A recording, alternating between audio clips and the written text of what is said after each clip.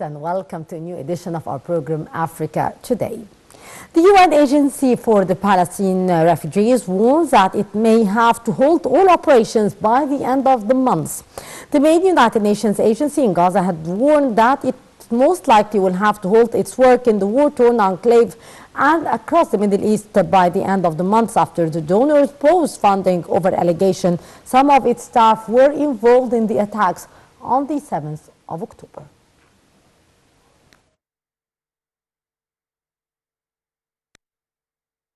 Life-saving aid provided by the United Nations Relief and Work Agency for Palestine refugees in the Near East may end due to the suspension of funding from multiple countries.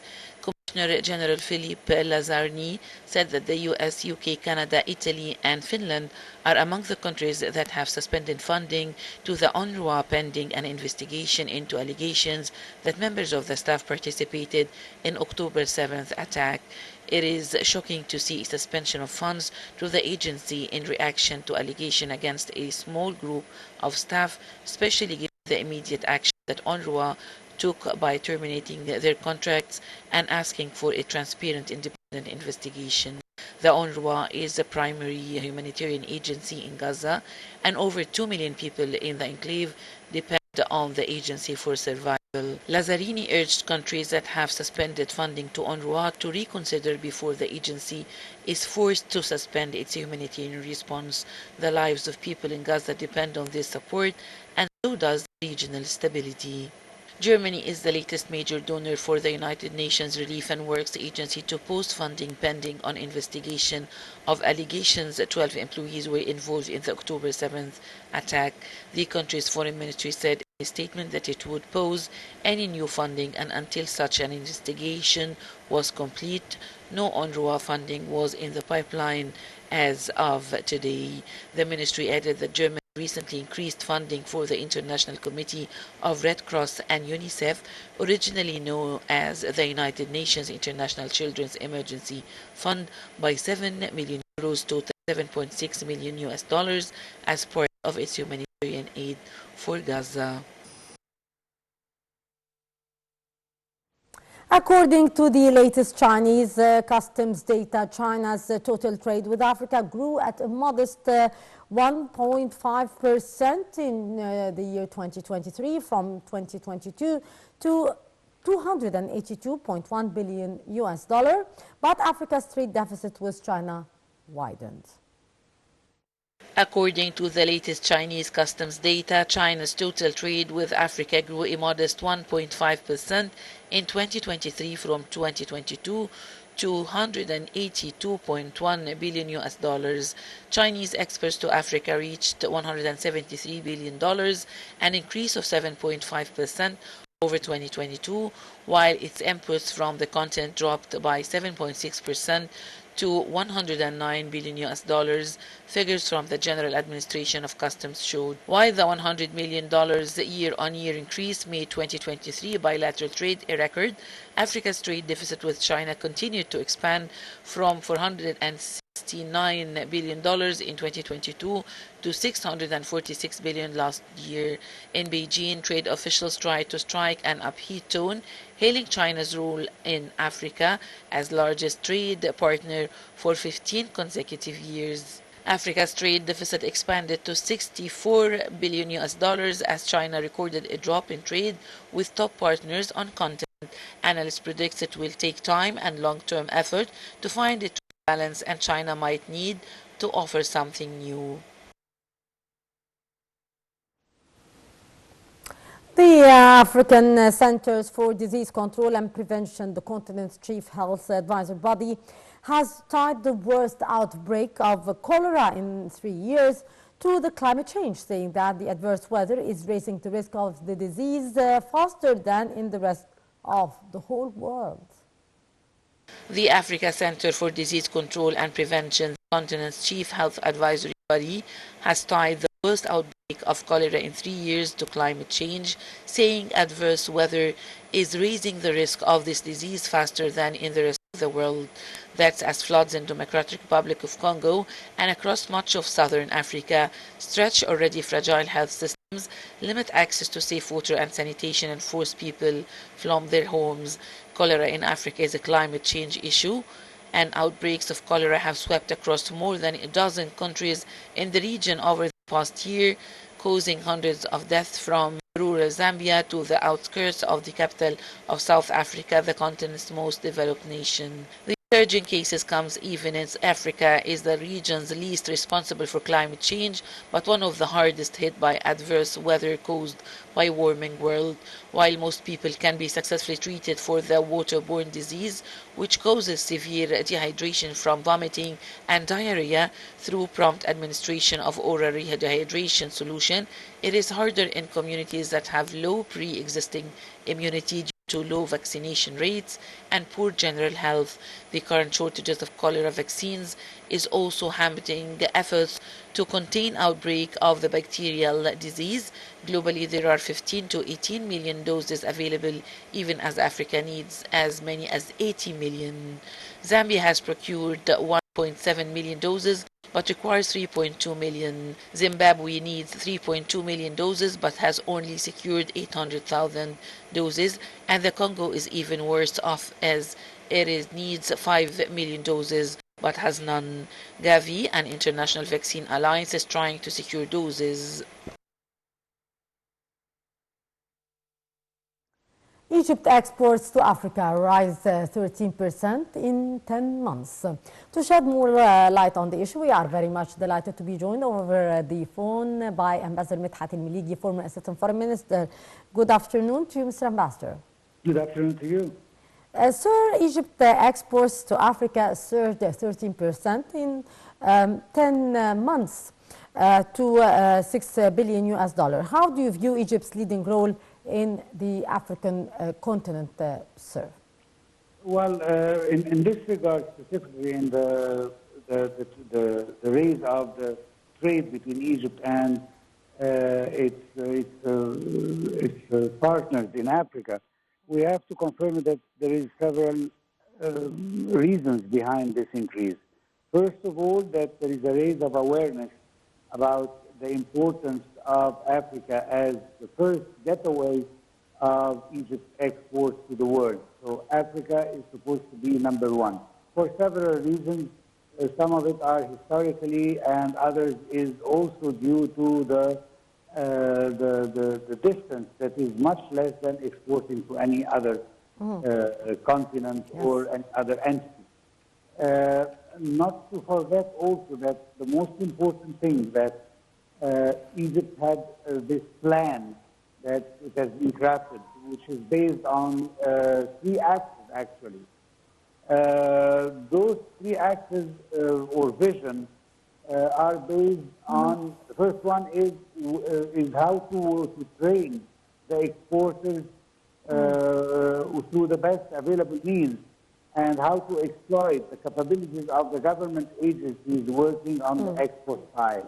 This is a very important issue because actually many exporters don't know how to reach the African countries. And from here comes the work of the state as to how to reach the African market. This is the first axis. The second axis is based on defining the needs of each export market. Especially, of course, in the light of the departure of some exported shipments, and where the exporters were unable to dispose of the countries. Some shipments were exported without knowledge of the market needs, which led actually to losses that some companies have suffered from. So this new plan, or this 3-axis plan, seeks to avoid in the coming period and the last year is to provide more information about the needs of each market. Yes. And the most important one, and the third one, is knowing the manufacturing sectors that can exist and compete, and linked to coordinating efforts between the government, represented by the entities working on the file of exports, and support the Egyptian companies who want to, especially in the private sector, who want to actually enter the African market. Those are the three main axes of Egypt's policy in order to increase knowledge about the African market and to attract more companies to enter the market. Indeed. Sir, also China has been Africa's largest trade partner for 14 consecutive years, and the commerce between the two sides has actually sustained the rapid growing momentum in the first 7 months of the year 2023. What's your take on that, Mr. Ammar? Well, as I said, the most important thing for us in the current economic delicate moment, yes, actually, is to increase our exportations towards the rest of the world, and there is nothing better than the first neighbor, which are the African countries.